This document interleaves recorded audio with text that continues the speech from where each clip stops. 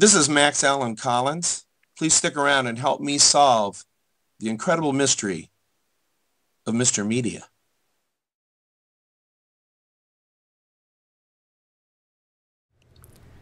Today on Mr. Media, I'll talk to comics scholar and Randolph-Macon College professor M. Thomas Inge. His latest book, Will Eisner, Conversations. Stick around and do whatever you can to keep Frank Miller away from this Will Eisner project.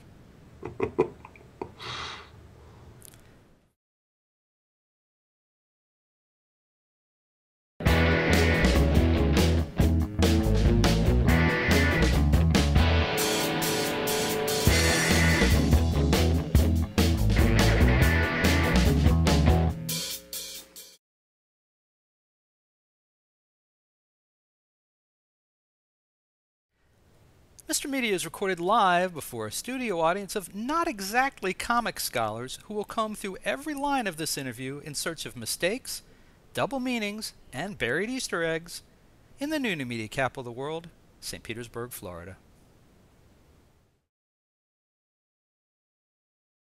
Here we go. Tom Inge has made a cottage industry of collecting the best interviews done with a variety of pop culture figures of the 20th century and bringing them out in book form. All told, he's responsible for a remarkable 40 books, putting together volumes featuring as diverse a crowd as Peanuts comic strip creator Charles Schulz and American literary lion William Faulkner. His latest collection is familiar ground for me, Will Eisner, Conversations.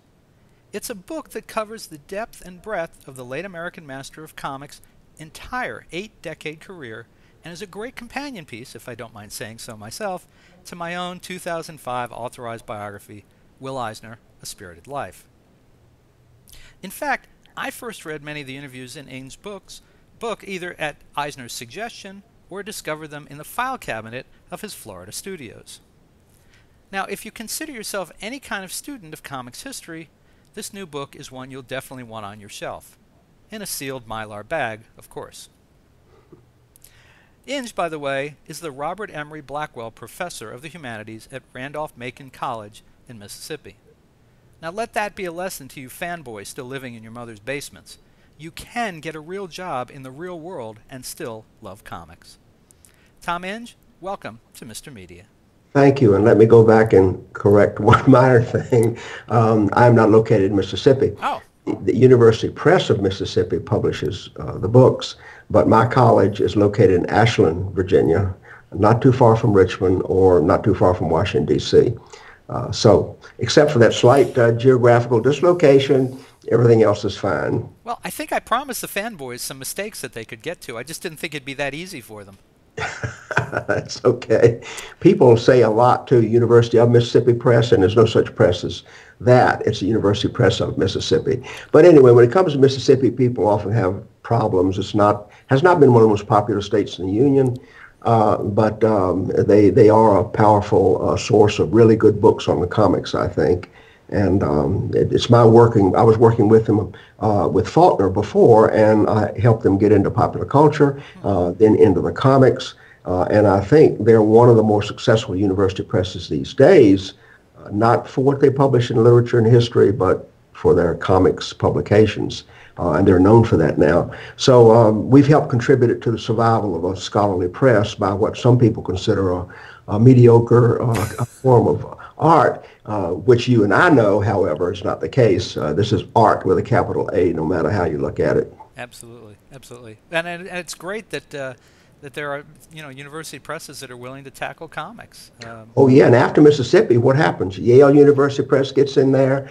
Johns Hopkins is in there. Just about all the major University of California. They were doing some things with David Kunzel early on, but now all the university presses have their unit on the comics, primarily because Mississippi proved that it could be done and that it could be profitable.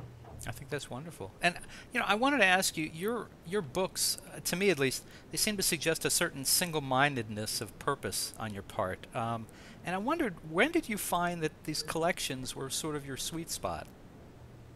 What was the question exactly? When did you realize that these collections were... Oh, putting together the books like Well, I'm imitating a successful series that went before this, also out of University Press of Mississippi. They started conversations with writers, and they started picking up all the major American writers and doing collections of interviews, because getting them all together in one place makes them very convenient for research. If a student or a scholar or a general reader wants to know about that person, everything is brought here together. And that proved very successful. I did a book for that series on Truman Capote, and then I did one on William Faulkner. But then they started a conversation with film directors series based on that one. And then I said, well, hey, there's another group of people here we need to cover the comic artists. And they were very amenable to the idea. And there was a director of the press named Sita Srinivasan. She's, as you can tell by her name, Indian by background, but very acute in terms of her understanding of American popular culture. And so she helped me convince them that this was a good thing to do. Now, I understand, or I have heard, that there was a little resistance in the press over the whole idea of doing comics materials in general. But a few years later, these same people came to her and told her, boy, we're glad you made a move in that direction, because that has been very profitable for the press. I borrowed the idea from somewhere else and then tried to get good people together to collect the interviews. And it's a continuing series. We're still looking, in fact, for contributors to assemble these materials, but it's not easy work. I mean, you know yourself from having written a biography how difficult it is to gather everything in print. You feel like you need to read it all if you can. And so it takes a lot of work. And for cartoonists and comic artists, you have to go to unusual places, publications that no one's ever heard of before. I had to go to Dave Sim and one of his little publications to get a very good interview that Sim did that's in there. And in fact, there were several interviews I wanted to use in the book, but I could never locate a single person who had anything to do with the publication, much less who owned the copyright. And so, and of course, you can't reprint an essay unless, or an interview unless you have the permission of the copyright holder. And I never could find out who they were, and it disappeared off the face of the earth, as best I can tell. But fandom, and these are fan publications in most cases. Did you look in any of their mothers' basements? Who? Did you look for them in their mothers' basements? Because I think that's where they probably all are. My mother's? No. The people who wrote these interviews, when you were looking for them, maybe they were in their mother's basements. Well, or they'd gone on to greater things. I don't know which. But fandom too, I'm sure. But it's a hit. There's some people who get very enthusiastic, and they'll do this one thing. They'll write this one article. They'll publish this 2 issues of a magazine, and they lose all interest, and they go off and do something else. And so it's the nature of the beast, I suppose. But in any case, I think I found most of the really good ones. And like you, I went through Will's files and made copies of everything there. And had it not been for his... I'm sorry, we lost the last thing you said. You said that you went through his files, and if not for his... If it were not for those files, there were several interviews I would never have known about. That is to say, the only existing copy is in his files. Yeah, I know exactly what you're talking about. We both tapped the same files, I think, and there was just some amazing stuff there. I remember being a teenager in the 70s and being involved with comics fandom at the time, and I remember, it was great training ground for what I do now, in that I was constantly interviewing people and reading the fanzines and starting fanzines and stopping fanzines. And the thing was, there was all that great material that no one will ever find. It wasn't ever copyrighted. It's not registered in a common place. It may be that somebody died with all the existing copies. Well, that allows me to put in a plug for a pet project of mine, and that is I've been collecting these kinds of materials, fan magazines. In fact, there was a period of time when I was constantly writing to people who were publishing them, either buying copies, in many cases they contributed them. And they're all at Virginia Commonwealth University in Richmond.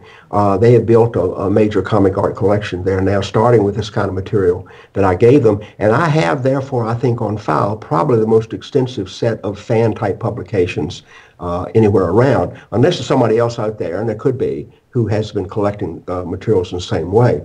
And that is the most difficult material to find. That is material I decided I would try to collect, try to hold on, try to preserve for the very reasons you're suggesting. And I'm sure there are many cases where I may have the only copy in existence there. So that's the kind of work that I've seen myself doing, however, in all my work. We also have a series of great comic artists, it's called, and these are biographical critical studies of important cartoonists. But I've seen all my work has been directed towards assembling, collecting, making available, and keeping the record of this material, because that's where the future doctoral dissertations are going to be written, to the horror of some of my colleagues. That's where the really fun material is to be found. And the interesting thing, when I asked Will about publishing this book, about doing a book like this, the first thing he said was, okay, but I'll have to go back and revise the essays. Typical. And I tried to say, Will, no, it's about history. It's about preserving the record, and your revisions are not a part of the record. Now, I proceeded, without checking back with him, and unfortunately, he died before I finished the project. But in any case, his impulse, and this was always true of all of his work, was to rewrite history, to go back and redraw the perfect spirit story, if he could. He, it's only recently, the book I did came out 7 years ago now. It was actually done 8 years ago. Time flies. Yeah, I mean, and the thing that I discovered kind of after the fact was that only maybe one or two things that he told me in the couple of years that I interviewed him for the book were kind of revisionist history. Ken Quattro recently published that information about the Superman. Yeah, and that was the stories that Will told, unfortunately, were completely off. Off the historical track, and made me wonder about stuff. Well, yeah, we're all human, and I think we all tend to revise our past. I mean, I find myself doing it at my age, especially now. Or it's not really so much an intention to revise as much as you really remember it that way. That is to say, you've told yourself over and over so many times what happened, and you begin to believe the story you fabricated. He's a storyteller, after all, fiction writer. And I can imagine how he wanted to expunge that from his memory, so to speak, and therefore get rid of it altogether. Of course, you can say he didn't have to go ahead and embellish it the way he did to make himself look good, which again is something we all do. We want to make ourselves look good in terms of what happens. And I'm sure we all have little regretful moments in our lives, and I expect that was one. Also, he never let people know he didn't finish high school, which doesn't bother me one whit. Who cares? I mean, and what can be said about the testimony. Who cares? I mean, my God, he gave us such great work, great art, great literature, that I can forgive him anything. And I think as you well found out, he was a man of great soul and spirit. And I have nothing but respect for him. And if that's the only lapse he was guilty of, then I have no problems. He could have a few more if he wanted to. It would still be okay with me. Oh, he might have one or two that we still haven't discovered. He's entitled. Tom, what do we learn about an individual like a Faulkner or a Schulz, an Eisner, from reading a Q&A interview that we don't get in a narrative book? I mean, I have my own suspicions, but I'm curious, since you've done so much of this, what you think. Well, I think for one thing, you get closer to the truth. When somebody sits down to write, you talk about manufacturing, a past for yourself. Perhaps you saw the little book I did of Schulz's essays, beautifully written essays. But he sat down and paid attention, and therefore he had a chance to make sense out of things in a way that he would not have ordinarily. When you have to respond to a spontaneous question, the first thing you're going to have to dip into is what happened. And now, if you're on your toes, you can on the spot revise it a little bit. But basically speaking, you're probably going to say what's on the top of your head, and on what's on the top of your head is probably closer to the truth, as I think, our presidential nominee Romney demonstrated in that unfortunate comment about 47%. I think that's what the man really thinks. And he let it go, and he should not have, and he's spending all of his time trying to recover from that. So I think that the spontaneous interview gets closer to the truth. Also, when the Gary Groth interview in the Schulz book, for example, Groth, he went in those interviews tooth and nail for several days at a time. And so it's a very long interview for that reason. And he was able to revisit with Schulz things he had said before and reevaluate them. And therefore, I think he was able in that interview to get a lot of really good information we might not have ordinarily. And I think that's the important thing. The presence of an interviewer, a journalist, or someone, like myself, can probe at things in a way you cannot at a distance, sitting with all the interviews and all the material you've read and beginning to write and try to make up your mind about who this person was, what they were actually like. And what you're going to shape is probably your version of Will Eisner. And he may not be exactly my version or someone else's, but he's your version.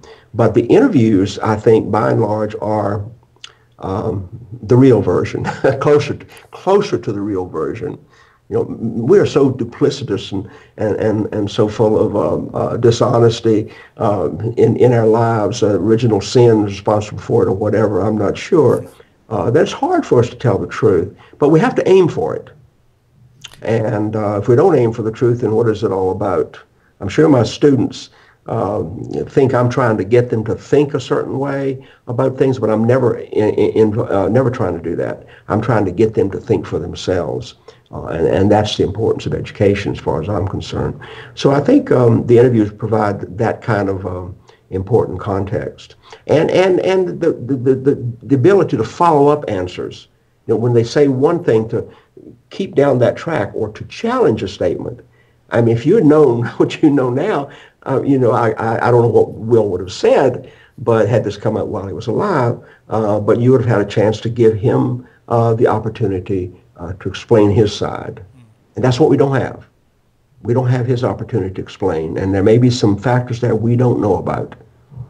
I think there's two things that struck me as you were saying that. The one thing I get from the interviews, whether the interviews in Will Eisner Conversations or just in general, is that when they're done,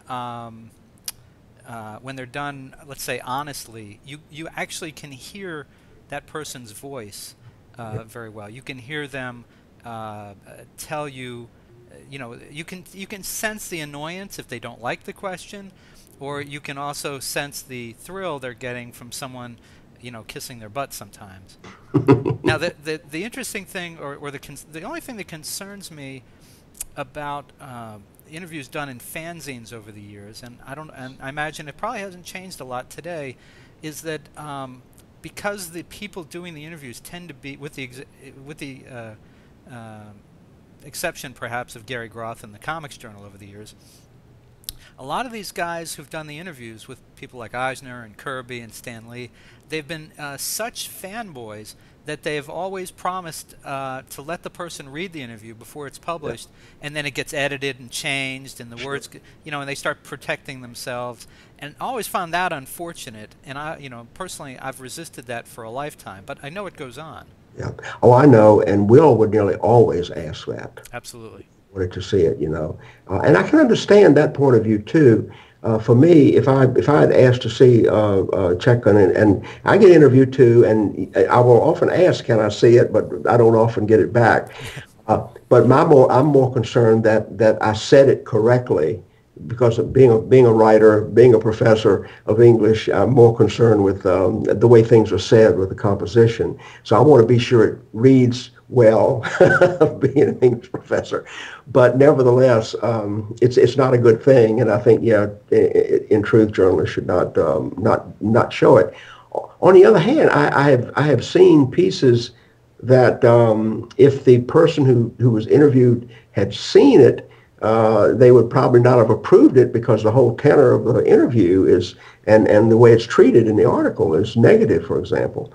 and they're attacking you or something like that. So I can kind of see a desire to reshape it. But I guess, if you're sensitive to this, probably the best thing to do is not give interviews. J.D. Salinger not giving interviews. I don't know what his problem was, but he would not get. Bill Watterson won't give interviews, and yet you have to say, hey, Salinger in particular, and Watterson too, for that matter, you guys earn a lot of money, tons of money. You're wealthy now, comfortable in your little bunkers because we love your work. Don't you owe us a little something back? Just a little bit of light, a little bit of attention from you. And boy, they wouldn't do it. I happen to have here, I'm glad you brought it up. I've been working on my own book, Collected Interviews. And right here, you have this is the collected interviews of Bill Watterson and J.D. Salinger. No kidding. In one book? One piece of paper. No, on one piece of paper. It's blank. Oh, that's what I say. Sorry. Oh, okay. Sorry to get off topic, folks. So there are some, incidentally, though. No, I know. There's a couple. Yeah, I mean, even some Salinger, he gave some high school girl an interview one time and things like that, and Watterson gave a few. And there's one in Comics Journal of Watterson, as a matter of fact. Well, so Tom, what can the Eisner fan who thinks they know everything about Will still learn from reading the interviews in Will Eisner Conversations? Well, if they do what we were just saying they do, you get a chance to sit down and talk with a master. Or maybe it's more accurate to say we overhear a conversation with a master. Because of what you were suggesting, the intonation and the kinds of emotions that can go into what they're saying, the extent to which they prevaricate or tell the truth, you come to know this person as a human being. Will Eisner, for me, and my first encounter was, of course, and I'm a lot older than you are, Bob, but on Sundays in Richmond when I was a kid, we would go to a newsstand, except it wasn't a newsstand, it was just a bunch of newspapers on the street. Some guy would bring in papers from all over the country on a Sunday morning, and I would buy the Baltimore Sun, because that was where the Spirit appeared. That's the only thing I cared about. Now, they had some other great comics, too, and I would read those, but I had to buy this big, fat newspaper just to get the Spirit. And so it was reading those stories which entranced me, but also, at that time, I wanted to be a cartoonist as well. And I was trying mightily, drawing cartoons for my high school newspaper, and I would later for college and so on. And the more I looked at the style of his art, and the more I looked at the work of Milton Caniff and Walt Kelly and people like that, I said, hey, who am I trying to fool? I'm never going to be a great cartoonist. And so I finally ended up becoming a professor instead, of course, as you can tell. But one of the reasons for my continuing interest has to do with that child in me that loved comic art in the newspapers and wanting to do it. So for me, it was a signature. There were no interviews, no fan magazines, things like that. There's no way I had to really find out who the person was. Frequently, I would write to the cartoonist, though, and I did. I wrote to Schulz, and in fact, I have an original sketch he did for me, and I wrote to Walt Kelly. I have original Pogo he did for me, and so on. For some reason, Eisner seemed not as accessible as a regular newspaper comic artist, because that was not really like a newspaper comic strip. It was a comic book, and somehow the mystery of that appearing in a newspaper from somewhere. Anyway, I never tried to probe beyond it. It wasn't until much later in my adult life that I got in touch with him. And now I've forgotten what this was leading to. Oh, you were saying, what can you gain from reading the book that you wouldn't have ordinarily? So as I was trying to say and got off on another track, the personality, the person. Now, as for details of his life, I haven't really done a point-by-point comparison with your book or the Schumann biography that came out too. I don't know where there are things in there that are not discussed there or not, but there could be. I mean, you guys can't cover everything after all, and you can't include all the details. So there may be some facts about his life, events in his life. I've often felt that when you read these interviews, cover to cover, it's in a sense like reading a biography. And Will had a tendency to kind of go back to starting every time, which can get boring for some readers. But in editing the series, I decided we would not take out repetitions because the repetitions themselves are a part of the historic record and are indicative of what's at the top of the mind of an interviewer who approaches him. They nearly always ask about the spirit right away. Well, that says something about the spirit. Therefore, for the sake of the historic record, we keep the repetitions in. Some of the fans in particular don't like them because they like to sit down and read it through like one of the books from Tomorrow's, with lots of pictures and things like that, and they put it aside and that's it. And if you start repeating things, they get irritated. They want a new story every page. Plus, they need their pictures. They're comics fans. Yeah, I know, that's right. But it seems to me you do get a sense, particularly from Will's. I thought you get a sense of his life and his view of it as time went by, with what he had accomplished. As he continued to look, he was always looking back because everything always went back to the spirit, no matter where he was at present. So in any case, you get a sense of the life. The Schulz is less so because his interviews didn't always have to do that history. His interviews were one history, peanuts, and that's sort of it. But Will's was many different things, many different endeavors, many different aspects in his life. And I think, that's something that you would certainly get that you would find difficult to find otherwise. Well, Schulz, he was basically, this is not to take anything away from him, he was a great talent, but he was a one-act career. Eisner was a 4-act, a 5-act. I mean, there were so many different, yeah. He reinvented himself. He was a businessman. He was a president of a syndicate at one point. He was running that the company that produced the PS magazine. And there was a lot of Will that was business oriented. Mm-hmm. One thing that was true of him was that he really looked out for himself and knew how to do that in a very cutthroat and a very nasty business. The fact that he held on to the spirit is a remarkable act. I don't know what to say, a good sense, or an act of courage in a way, because that's not the way it was done. But my God, wasn't that a bright thing to do, and the right thing to do, certainly for him. And he had income coming in from that work all of his life. Mm-hmm. I don't know whether he could have had the means to do his graphic novels and things later on, although he apparently earned a lot of money from the business interests too. So he was savvy just to any way you look at it. Whereas you look at some of these other people, Jack Kirby, and as great as some of these artists are, they didn't know how to protect themselves. They were not business oriented. They wanted to draw. Right. Crazy thing about people who want to draw is they are happy to do it for you whether they get paid or not. Well, I'm sure you know this. Most people probably don't. But one of Will's most successful publishing projects was when he did the illustrations for a book of alcoholic drinks. And he drew pictures of what glass they were supposed to be in and what they should look like, and that is still in print, and he's made a fortune off of that over the years. On the other hand, he did QPs and baseball comics. Yeah. And that was a disaster. Not exactly big money makers there. And you may find this interesting. Later this year, bringing out an electronic, a digital version of A Spirited Life, and right. That will have a series of interviews, Q&As that I did with people about Will that either fill in gaps that were missed in the biography or right. talk about things that happened since then, like the book or the Spirit movie, things like that. So I'm a big fan of the Q&A format, so that's why I find this very interesting stuff. So a lot of things in that memorial service too. Right. I don't know where that transcript exists or not, but everybody was anybody got there and said a few words about him. Yeah, that was quite a day. It would be nice to be able to see that if it was. Probably wasn't videotaped, but somebody recorded it. Website was transcribing them for a while, but then I think they never finished the project. I don't know. I do remember that because I remember because my eulogy turned up online somewhere. That's weird. I'll have to look into that. So, all right. So obviously we could go on for a long time, but let me ask you this: whose interviews would you, as a reader, like to see collected in the future? I didn't quite get that question because it stalled and sure. and stopped. Who would you like to read a collection of interviews from in the future yourself?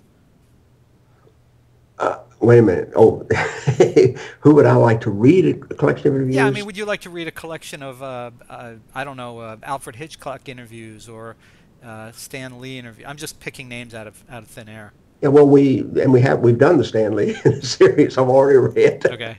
that one. There is a Alfred Hitchcock in the other film director series.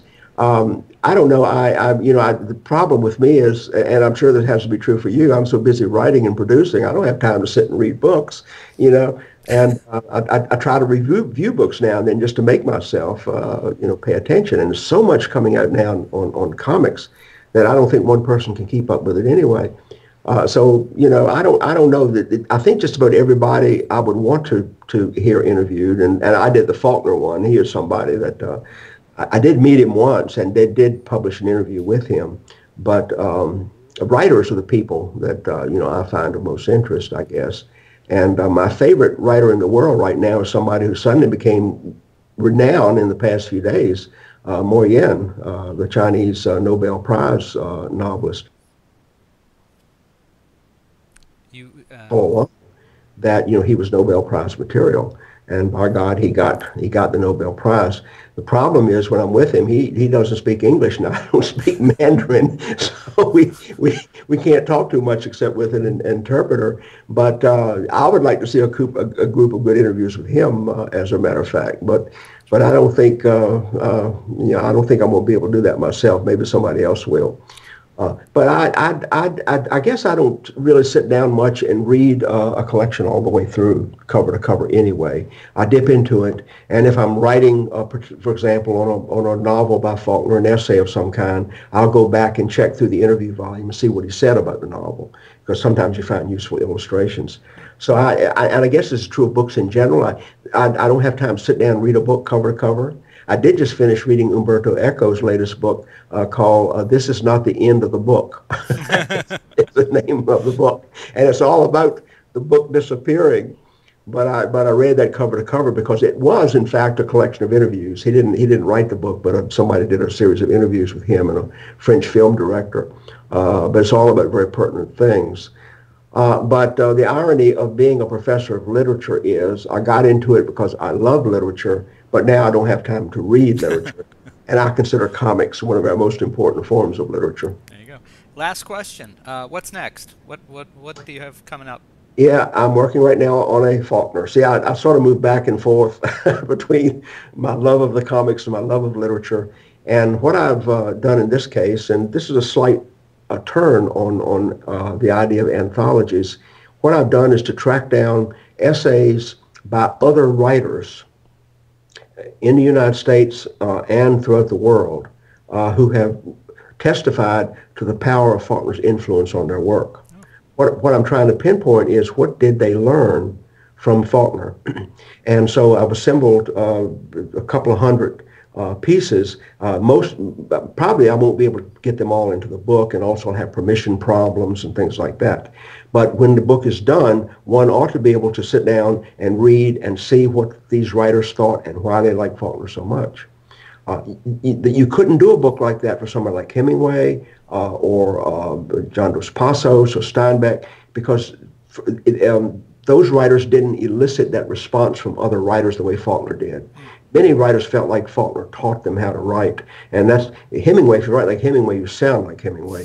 But Faulkner, he wrote different ways. Every single novel is different from every other novel, and I don't mean to hijack an Eisner interview in direction of Faulkner, mind you, but that's what I'm working on. You asked. No, I was interested very, very much. And after that, there's going to be a collection of essays on Crazy Cat and George Herman, which I'm going to collect. These will be new essays and old essays. Very good, very good. Well, listen, folks. You can find Tom Inge's latest collection of creative interviews, Will Eisner, Conversations, in great bookstores everywhere, or you can order it right now at a great price at mrmedia.com, mrmedia.com.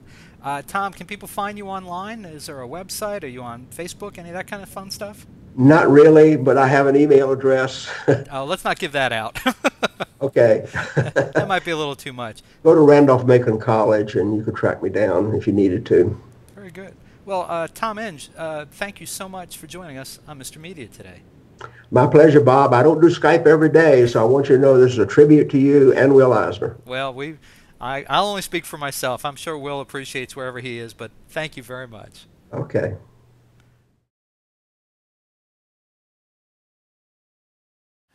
You can see and hear almost 1,000 Mr. Media interviews by visiting our main site, mrmedia.com, mrmedia.com. Or check out the more than 200 video interviews on the Mr. Media radio site on YouTube. And I'd sure appreciate if you'd show some love for Mr. Media's advertisers, including Stitcher. Apple named Stitcher a top 5 news app of 2011. It's a free mobile app for your smartphone or tablet that lets you listen to your favorite shows and discover the best of news, entertainment, and sports on demand. You can listen whenever you want to more than 5,000 shows, get customized recommendations, and discover what your friends are listening to. My own list of Stitcher favorites is pretty eclectic. I start my day with an hour of MSNBC's Morning Joe with Joe Scarborough and Mika Brzezinski. Then it's the latest 2-minute update from the Onion News Network. After that, I'll listen to WTF with Mark Maron, Here's the Thing with Alec Baldwin, HBO's Real Time with Bill Maher, and excerpts from E's Chelsea Lately and The Soup with Joel McHale. Also in regular rotation on my Stitcher playlist, the BS Report with ESPN's Bill Simmons, the TechCrunch headlines, and the Don Geronimo Show. The latest episodes of each show, whether originating from broadcasts, cable TV, radio syndication, or podcasts, are continuously updated. Stitcher is a free app for your iPhone, iPad, Kindle, Fire, BlackBerry, Droid, and more. And show your support of Mr. Media by getting, did I mention it's free? The app at stitcher.com/MrMedia. That's stitcher.com/MRmedia. Stitcher Smart Radio, the smarter way to listen to radio. We're also supported by Audible. Check out Audible's 30-day trial membership and download the audiobook version of the book everyone's been talking about, 50 Shades of Grey by E.L. James. Sign up for your free trial today at audible.com/radio. Again, audibletrial.com/radio. And finally, if you need a disc jockey for a wedding, bar mitzvah, corporate event, or just a big old party, please consider calling 1-800-DIAL-DJs, the party authority for all your party entertainment needs. You can call 1-800-DIAL-DJs or go to their website, 1-800-DIAL-DJs.com, and tell them Mr. Media sent you. And thanks for listening.